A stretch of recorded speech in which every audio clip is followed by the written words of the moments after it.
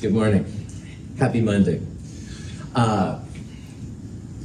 Before I start, today at 1:10 p.m., things that are due, determination of an equilibrium constant lab that we did last Wednesday. The Introduce Yourself lab, which is literally one page. Some of you have turned it in to me already. If you haven't, just turn it in today. No big deal. That should take seconds to finish. Problem set number 1 is up. Try to have your problems worked on before you come to class. I'll have you put your answers to some of the problems on the board. We'll talk about them. You'll self-correct before turning it in. And then we'll take quiz number 1, which has stuff from problem set number 1. We'll start working on the Chatelier's principle lab, so make sure you bring a printed copy of that with you. You can write this stuff right on there. It should be pretty chill. And then finally, if you haven't done it yet, turn in a class presentation topic to me by Friday at 9. Everybody in here has done that now. Yes! So good to go. But if you haven't done it, video audience, make sure you do it. Questions, any of that kind of jazz? Outstanding. On Friday, we talked about equilibrium constants and Le Chatelier's principle. And Le Chatelier's principle is something that's going to follow us quite a ways through.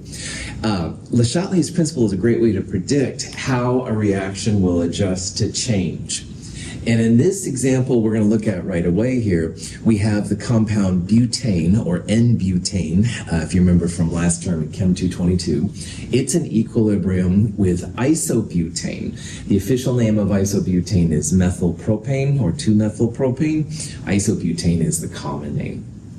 Anyway, this has an equilibrium constant, K equals 2.5. K is greater than 1, so that means it's product favored. You will have more of the isobutane than you have the butane once equilibrium is established. Now, this graph right here is a mathematical way, if you will, to describe different possible combinations of the isobutane, which is on the y-axis, and regular butane, which is on the x-axis. Now, remember that equilibrium constants are products over reactants, and products over reactants equals 2.5. So if you draw a slope of 2.5 on your graph and a y-intercept of 0, this is one way to do it. So for example, let's go up here to isobutane where it's 2.5, and if you go over to the line and down, you're at 1. So 2.5 moles of isobutane will be present for every 1 mole of butane. And if you go down a little bit to about here, we go to 1.25, you'd go down to 0.5. This is just nerdy math way of showing all the conditions where equilibrium can be established. Questions on that? All right. So in this example, 1.25 molar is the concentration of the isobutane, and 0.5 molar is the concentration of the butane. And like I pointed out, that's one of the equilibrium conditions. And you could, in your calculator, go 1.25 divided by 0.5, and you'll get an answer of 2.5, so all is well. So this is a system at equilibrium, all right? Every 1 mole of butane, you have 2.5 moles of isobutane. Or in this case, every half a mole of butane, you have 1.25 moles, same thing. Equilibrium. But now we're going to disturb it, all right? And disturb doesn't mean, it has to go on Prozac or something. It means we're going to mess with it. And in this case, we're going to add an additional 1.50 molar butane, all right? So the question is here, what's going to happen when the system comes to equilibrium? What will be the new concentrations of both the isobutane and the butane? Now, we'll go through the math here in a little bit, but before we do this is the cool thing to start thinking about. What does Le Chatelier's principle predict is going to happen? And how we would do that, we're adding butane, we're adding a reactant. And if you add something by Le Chatelier's principle, the reaction shifts to the opposite side. So if we add a reactant, this reaction by Le Chatelier's principle would say is going to shift to the product side. So what that means is we'll make more product, more isobutane, and some of the butane will go down in the process. If we added a product, isobutane, we'd say it shifts to the reactant, butane. The other thing with Le Chatelier's principle is if you take away something, if you took away butane, it would shift to the side what you're taking away from. If you took away isobutane, the reaction would shift to the product side. So Le Chatelier's principle says that if we're going to start adding butane, this reaction is going to shift to the right. And what that means for us here, we'll make more isobutane. So when we go through the math on the next slide, the isobutane concentration should go up, and the butane, which is 0.5 and 1.50 initially, that total concentration will go down a little bit. So this is nice because it makes sense of your math, all right? Because the math is wonky sometimes. I dig it. Le Chatelier's principle kind of helps you make sense of the numbers, see if you're on the right track, stuff like that. Cool. Butane and isobutane can interconvert to reach a dynamic equilibrium. The graph shows the equilibrium line. If we add butane to the system, the equilibrium is disturbed, and the butane reacts to form isobutane until the equilibrium is reestablished. Now, graphically, what's happening here, this blue dot is where we have 1.25 molar isobutane. So if you go over here, that's 1.25. And we have on the x-axis 0.5 molar butane. Mathematically, 1.25 divided by 0.5 is 2.5, all right? All this line shows are all the conditions where equilibrium has been established. Now in this problem, what we're doing is we're adding 1.50 molar butane. So instead of having half of a mole, now we have 1.5 plus 5, or 2.0 molar butane. So it kind of rocks it over here. Now equilibrium, that's the kind of the name of the game here. It's going to go back to this line, all right? And the question is, where on this line is it going to go back to? And again, to get back to this line, you're going to have to make more product. Le Chatelier's principle backs that up. You add a bunch of butane, reaction should shift to the opposite side, to the side of more isobutane. So what we're seeing here are different ways to interpret this problem before we've done any math, all right? You can think about it in terms of equilibrium constants. All the numbers have to equal 2.5 product over reactant at the end of the day. Also, by Le Chatelier's, you start adding reactant, reaction's going to shift to the product, your isobutane will go up, your butane will go down. Any questions before we look a little bit at the math? So what you can do here is you can calculate Q just to make sure that you're actually doing it. Now Q is the reaction quotient. If you're not sure if you're at equilibrium or not, you can figure out what's going to happen. Q looks just like K. It's iso over butane, products over reactants. And putting these numbers in, we end up with a Q of 0.625. Now 0.625 is less than K, less than 2.5. And when Q is less than K, what that tells you is that Q wants to become like K. So Q is going to have to get bigger to become 2.5. And remember that it's products over reactants. To get bigger, you're going to make the product side bigger or you're going to make the reactant side smaller. So this Q less than K is another way to say, hey, yeah, we're going to shift to the right. That's what Le Chatelier's predicted, and that's what Q is also telling us in this particular part right here as well. Now, the final question, of course, is how much isobutane do we have at equilibrium? How much butane is left, blah, blah, blah. And that's now where we'll set up the ICE table. We'll have an initial change in equilibrium. That's what the ICE stands for. Butane and isobutane will be on that part.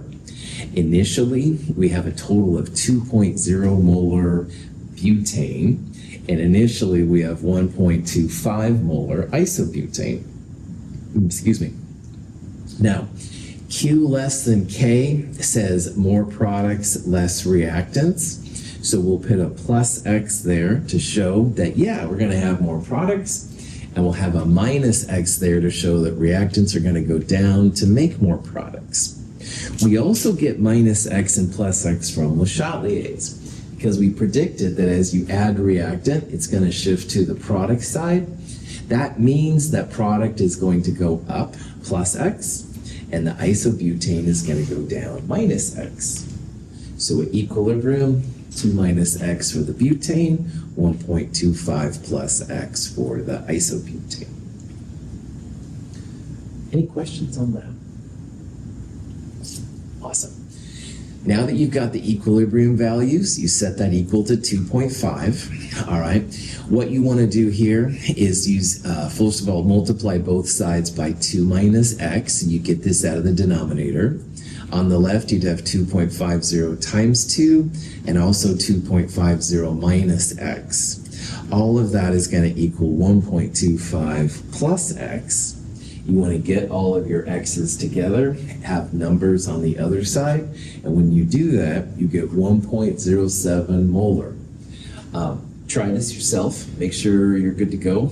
If you have the solve button on your calculator, you could solve it, but this shouldn't be hopefully too hard to do. Make sure you know how to do this number. But here's the kind of cool part, well, at least to nerdy chemists like myself. If X is 1.07, then the isobutane will be 1.25 plus 1.07, 2.32.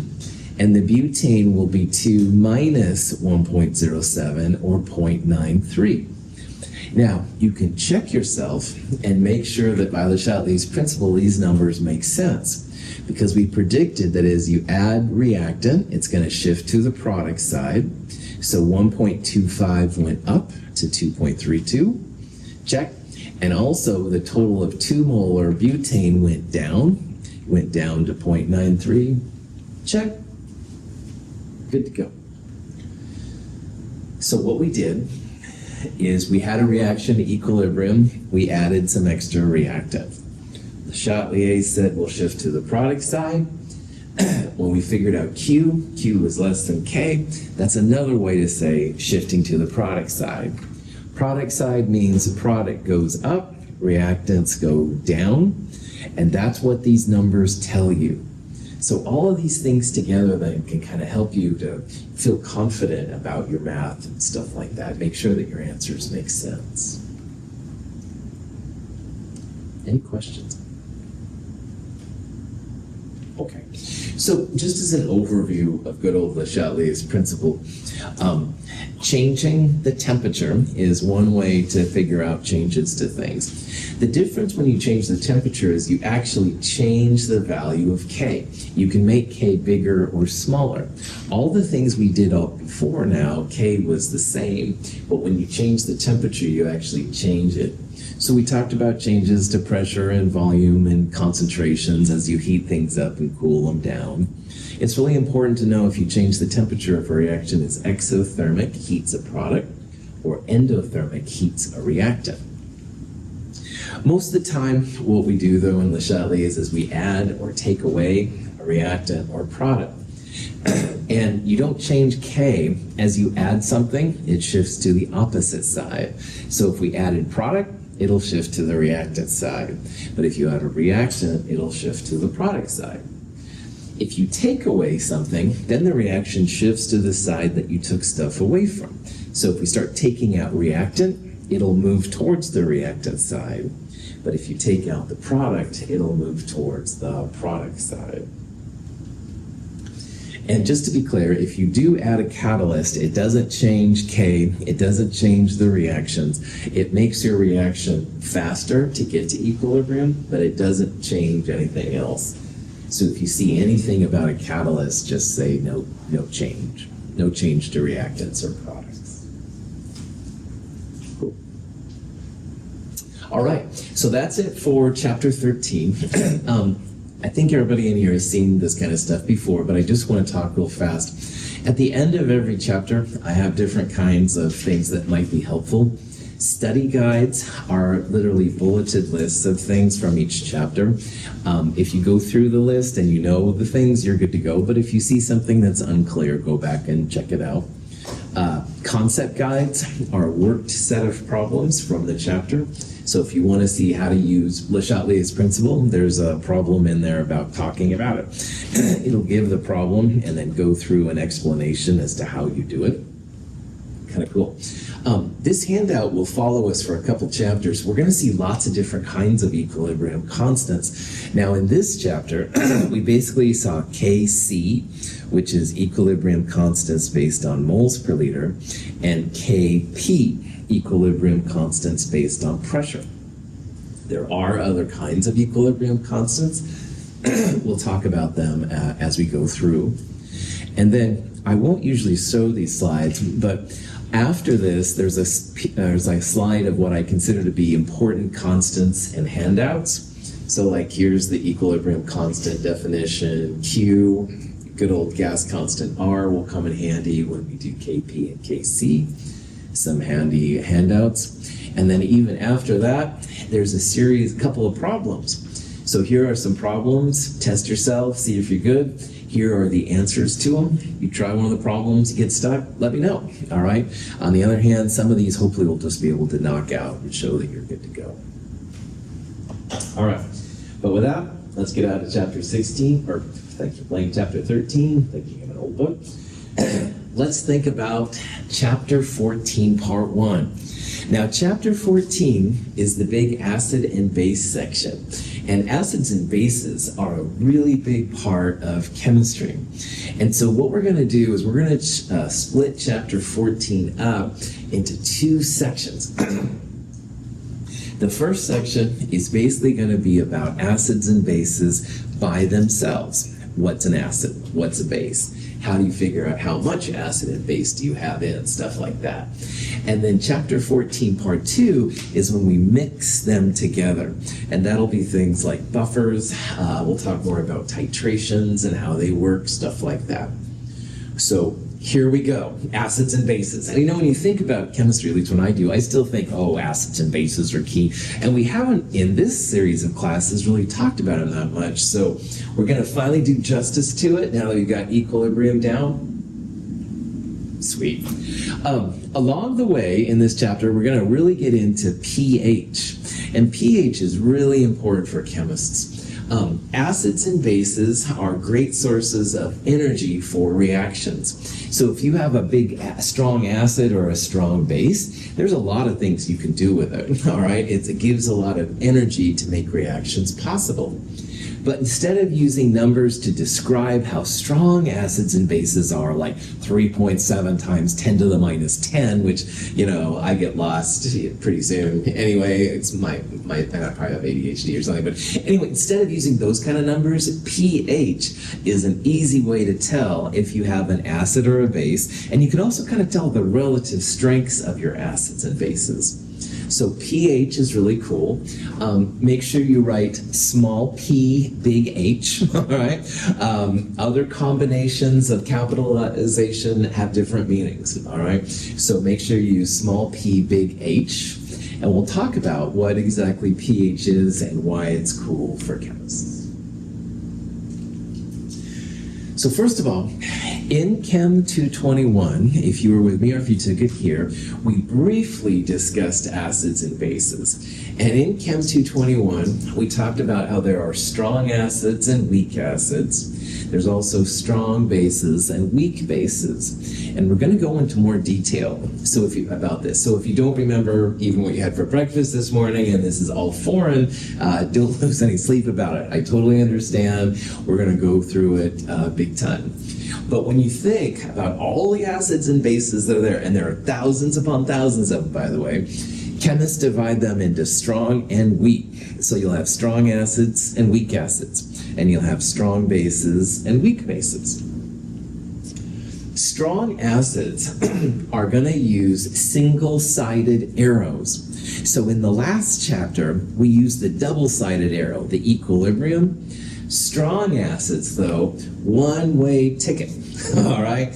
If you start with nitric acid, which is what this is, and you put it in water, one-way ticket. You have only hydronium and nitrate. No equilibrium, no products going back to reactants.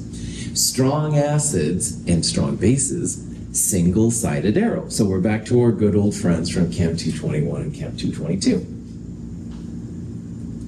A few drops of water are added to solid calcium hydride. A violent reaction occurs that produces hydrogen gas. The strong acids and strong bases, you know if you have them, all right? They will do lots of really high-powered things and stuff like that, and that's why we're using the single-sided arrow.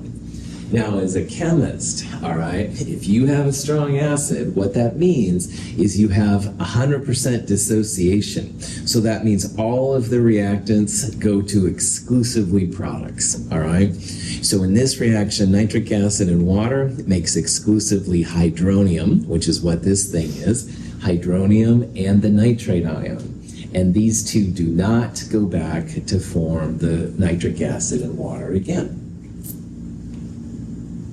When nitric acid, HNO3, encounters a water molecule, it forms an acidic solution by donating a proton, the H+ ion, to the water to form a hydronium ion and a nitrate ion. Acids almost always have an H listed first, and that H will be different from other H's in the formula if there are any. So in this case, it's that H which makes the acid an acid, all right? The H on the nitrate ion is donated to water. You end up with nitrate, which kind of goes over and sits on the side. Excuse me, the hydronium ion we're going to see is a big part of being an acid. So acids donate an H plus to do what they need to do. Now, in Chem 221, I mentioned the 5 strong acids, and I'm going to say it again. There are 5 strong acids which you need to know / memorize / put on your cheat sheet. And they're nitric acid, hydrochloric acid, hydrobromic acid, hydroiodic acid, and perchloric acid. And those 5 acids are going to be really important for you to know. So if you see one of these 5 acids in a reaction, that's when you're going to use the single-sided arrow. No going back for equilibrium, all right? Now, almost all the other acids we're going to see are weak acids. So if you know these 5 acids, then all the other acids we're going to see, unless I tell you explicitly in a problem, will be weak acids. There are thousands upon thousands of weak acids, but there's not that many strong acids. That's why we're focusing. So HCl in water makes chloride, and again, that hydronium. So make sure you know those 5 acids and stuff. Monoprotic means one acidic hydrogen. There are some strong acids that are diprotic, 2 acids, or even triprotic, 3 hydrogens on them, but they're not as important for what we're going to talk about. These 5 are the 5 to know. Someone sent me this. This is from Oregon. Coolest license plate ever, HCl. Of course, the L is capitalized. It should be lowercase, but I won't hold that against him. But anyway, if you have this, send it to me. Anyway, all right. Yeah, it's weird. Chucker's weird. Now, 5 strong acids. We're going to see them a lot. But like I said, there's literally thousands upon thousands of weak acids. And probably the most common of the weak acids is acetic acid. Now, acetic acid has been a real beast with us since Chem 221. It's the acetate ion, CH3CO2 minus with an H plus.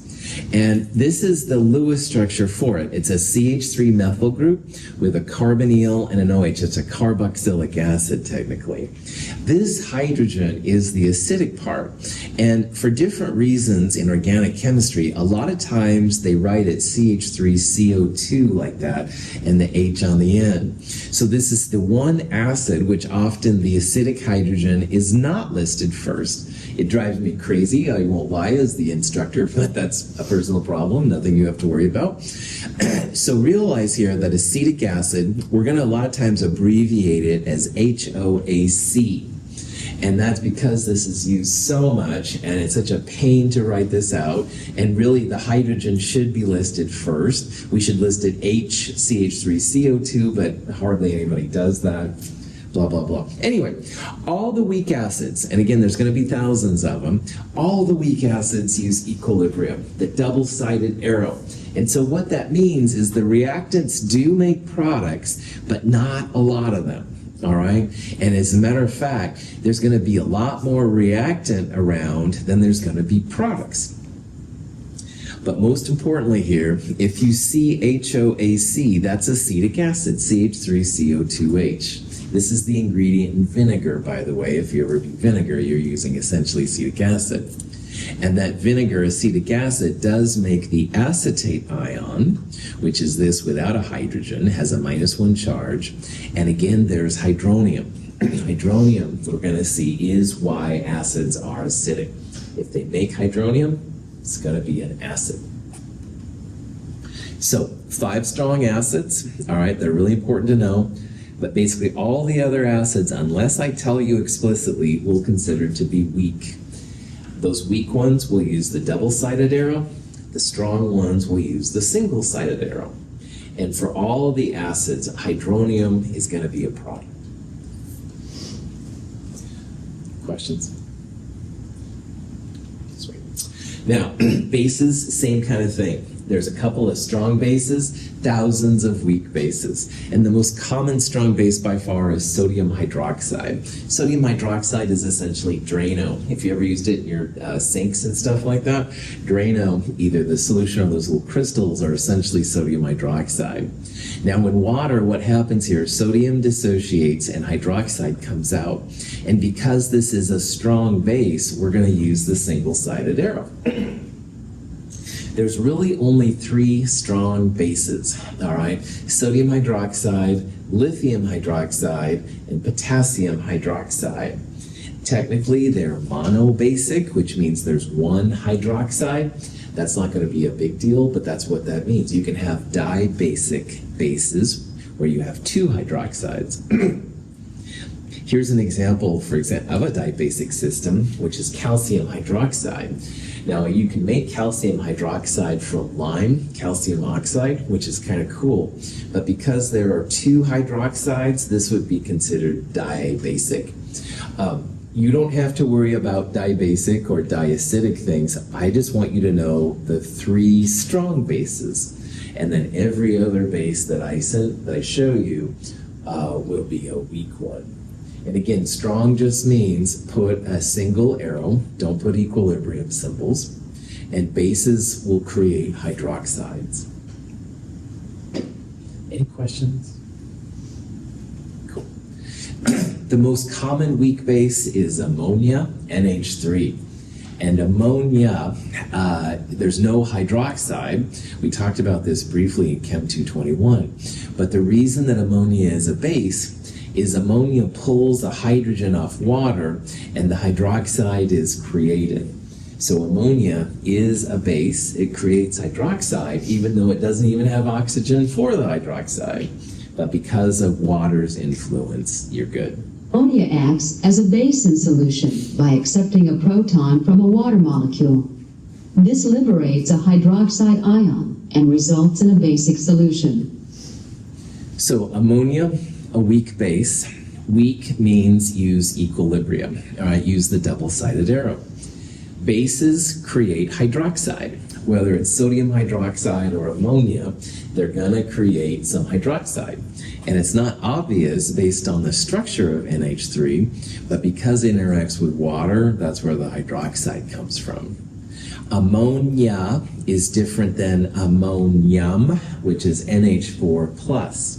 Ammonium has an H plus connected to ammonia, while ammonia has a lone pair right there. It's just NH3.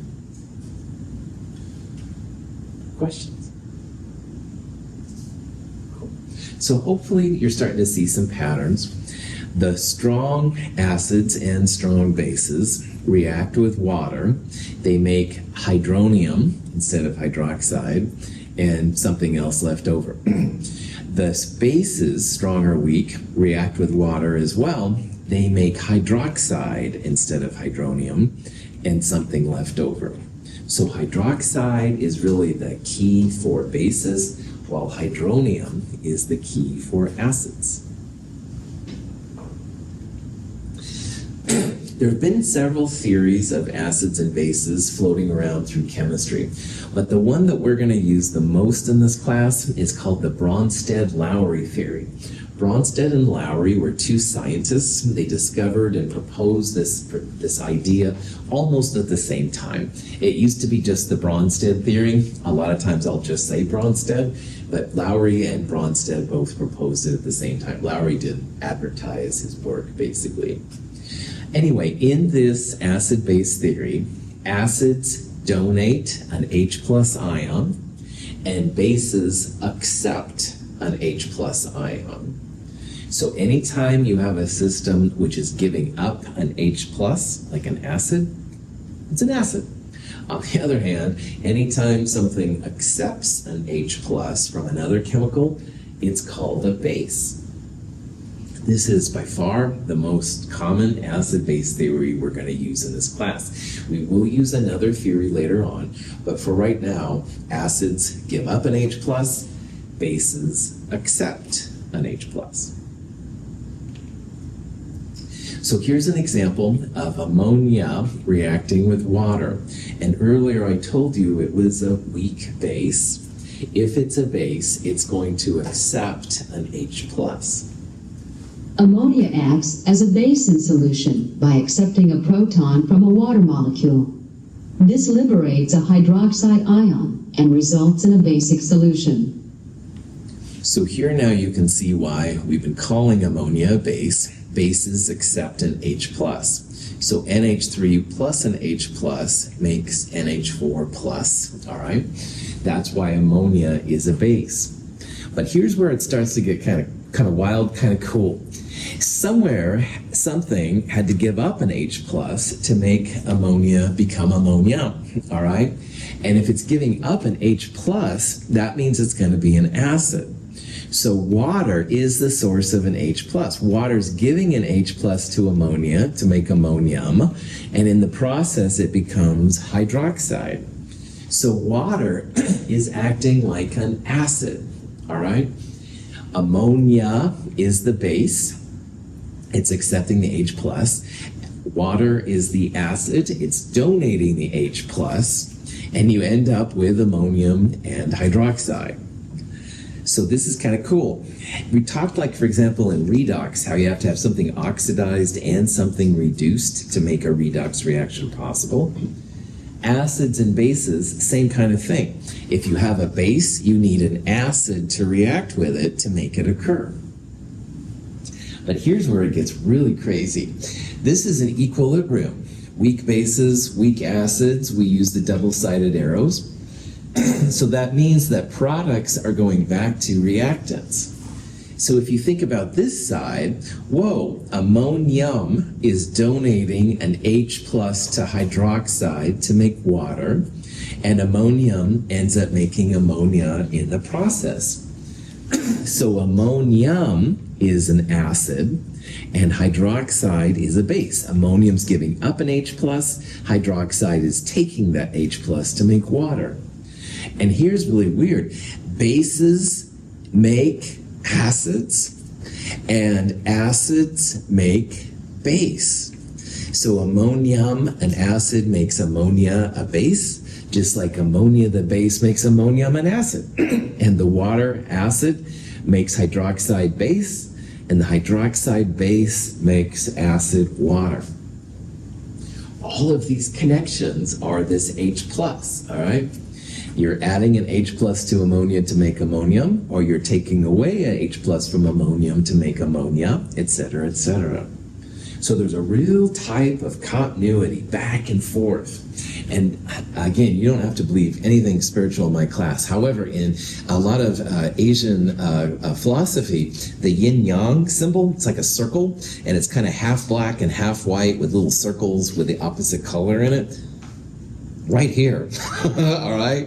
Because the base and the acid make an acid and a base, but they go back. The acid and the base makes a base and the acid. It's yin yang, all right? They just go back and forth and back and forth. And again, you don't have to buy into any of that, that's not a problem in chemistry, but seriously, that's a perfect representation in my theory, because we're going to see that you can go from base and acid and base and back and forth. Just something to think about. Questions? Okay. So, ammonia reacts with water, make ammonium and hydroxide. Ammonia is a base. Ammonia and ammonium are related by an H+. So chemists call them a conjugate pair. If you have two species where you can either add or subtract an H+, you will make conjugates. So ammonia, ammonium are a conjugate pair. Likewise, water and hydroxide are conjugate pairs. If you take away an H+ from water, you make hydroxide. You add an H+ to hydroxide, you make water. So every acid-base reaction has two conjugate pairs if it's in equilibrium. Ammonia and ammonium is the one pair, water and hydroxide is the other pair. And you're going to have a base and an acid on the other side for the first pair. You'll also have an acid and a base on the other side for the second pair. So again, this yin-yang thing kind of comes in kind of handy. You can believe it or not. Cool. Okay. Notice here that water is acting as a base, an acid, while ammonia is the base. Here's a second example. This is hydrogen carbonate. When you take tap water from the sink, it's usually a little bit acidic because of the hydrogen carbonate ion inside. Hydrogen carbonate is a little bit acidic. And what happens if this is the acid, it gives up an H+ to make carbonate. So this is the conjugate pair here of acid and base. But it can only give up the H+ if it has something to give it up to. So water here takes that H+ and makes hydronium. Well, acids give up an H+ to make bases, conjugate base. The base takes the H+ to make the acid hydronium, the conjugate acid. And why I think this is kind of interesting, water here acting like a base. On the previous example, water acts as an acid. So we're going to see here that sometimes certain compounds can be acidic sometimes and basic other times. Now some compounds, acids all the time, bases all the time, all right? But there's a heck of a lot of acids and bases out there that can be acids or bases depending on what's around it. And water is by far the most common example of that. Any questions? Okay, so here's a question you might run into. It says, which of the following is not an acid-base conjugate pair? Now, an acid-base conjugate pair is going to be two species that are related by H+. So one, you would lose the H+ to make the other one, and the other one, you add an H+ to make the first one. So if you look at, for example, E right here, nitric acid without the H+ makes nitrate, and nitrate with an H+ makes nitric acid. So these would be a conjugate pair. And if you look, all of these are conjugate pairs except this one, because here we've got an oxygen and a hydrogen that would have to be lost to make chloride. And if it's a true conjugate, you only have the H+ going back and forth. No oxygens, sulfurs, nitrogens, uraniums, whatever, all right? Just H+. So all these other ones, you either add or subtract an H+ to make the other species. But this one, you'd have to do more than just add or subtract an H+. It would be H+ and an oxygen to make chloride. That's just not a conjugate. So conjugates plus or minus H+. Questions? Without the addition of any other substances, two water molecules can interact with each other to produce a hydronium ion and a hydroxide ion by transfer of a proton from one water molecule to another. This process is called autoionization. Those pesky hydrogen bonds that we talked about in the intermolecular forces chapter last quarter are so strong that oftentimes they'll start reacting with each other. Instead of just having a weak thing, it actually rips the H plus off of one of the atoms. So hydrogen bonds, oxygen, nitrogen, are fluorine within hydrogen, all right? And in water, what happens is this oxygen, which has two hydrogens, has a weak bond to another hydrogen. And normally hydrogen bonds are kind of weak, holds the water together, but sometimes they're able to actually rip the hydrogens off. And when the process, you end up making then H3O plus, and you have a hydroxide left over. So autoionization, is something that water does. And it automatically rips a couple hydrogens off to make hydronium, and then you also end up with hydroxide. Now, if you think about this, the hydronium and the hydroxide that's left, those are acids and bases. And you might think if you're about to take a drink of water, you'll be like, I don't want to drink acid and base, Dr. Russell. Well, thankfully, it's a very small amount of acid and base. And all water has this a little bit, all right? Like you wouldn't dare drink like hydrochloric acid, nitric acid. You don't even want to drink acetic acid. These are pretty strong. They rip they would be bad for your body, all right? But water has a little bit of acid and base in it. We're naturally used to it. So drink all the water you can, stay hydrated, etc., etc. How much acid and base is there, Dr. Russell? Good question, random student in the back of the room. If you're curious how much acid and base is in water, you can absolutely do this. And this is something that chemists get really concerned about. So a new type of K, a new type of equilibrium constant is going to be called K sub W. It's the water autoionization constant. And this number at room temperature, 25 degrees Celsius, 1.00 times 10 to the minus 14th.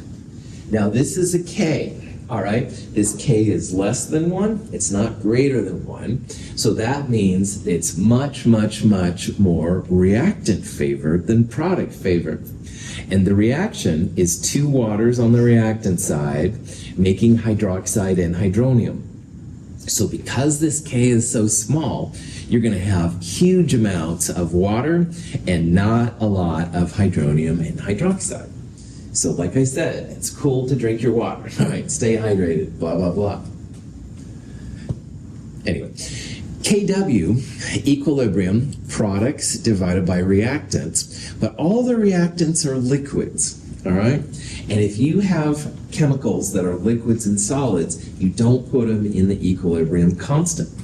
So this KW, it's literally products divided by 1 because all the reactants are liquids. So KW is hydronium times hydroxide divided by 1, and it's 10 to the minus 14th. Let's keep going. If this is a neutral solution, if you don't add any acid and base, hydroxide and hydronium are equal to each other. So what you can do, this number Kw essentially equals x squared, where x is the hydroxide or the hydronium. So if you're curious then, hydronium and hydroxide in a neutral solution, you would take the square root of 1.00 times 10 to the minus 14th, 1.00 times 10 to the minus 7th moles per liter. Now, in today's lab, the Le Chatelier's principle lab, we're going to use like 0.1 molar. I think there might be a 0.01 or something like that. Those are the kind of concentrations we usually use in lab. This is many orders of magnitude less than those numbers, all right? So that's why, yeah, when you drink water, you don't feel the burn of acids or anything, or bases for that matter, because they're super small, all right, super small concentrations. So that's why we don't have to worry about drinking acids and bases. Now, KW is going to be important for us. So also put this on your list, next to your list of strong acids and strong bases. This is something you want to know / memorize. KW, 10 to the minus 14th, super important. If Evan starts working in Death Valley one day and he's doing chemistry, the stuff we're going to talk about, some of the things we're going to talk about, he may have to reconfigure because Death Valley is probably a lot warmer usually than 25 degrees Celsius. So this KW I'll refer back to, all right? You do work in Antarctica, you do work in Death Valley or places that are really hot, you may have to adjust some of the things I'm going to tell you over the next couple of weeks. And that's where this KW pops in. We'll talk more about that later. Any questions? Okay. Now, here's a question that you might see. Remembering that KW equals hydronium times hydroxide, this is the kind of question you'd be able to answer. So let's say we have a solution where the hydronium is 1.00 times 10 to the minus 8th.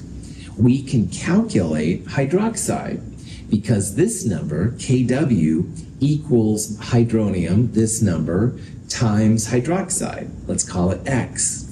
So to solve for X, you take 10 to the minus 14th and divide by 10 to the minus 8th.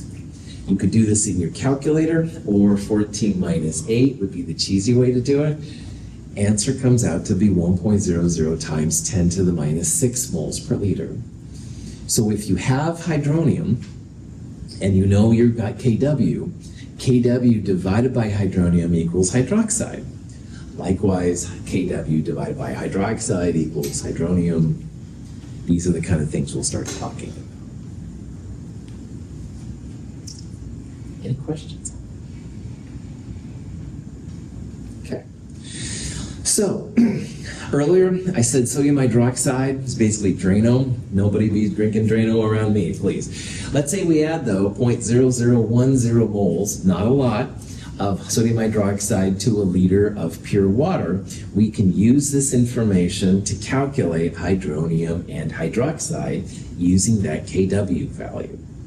So in this reaction, we're going to use water in equilibrium with hydronium and hydroxide.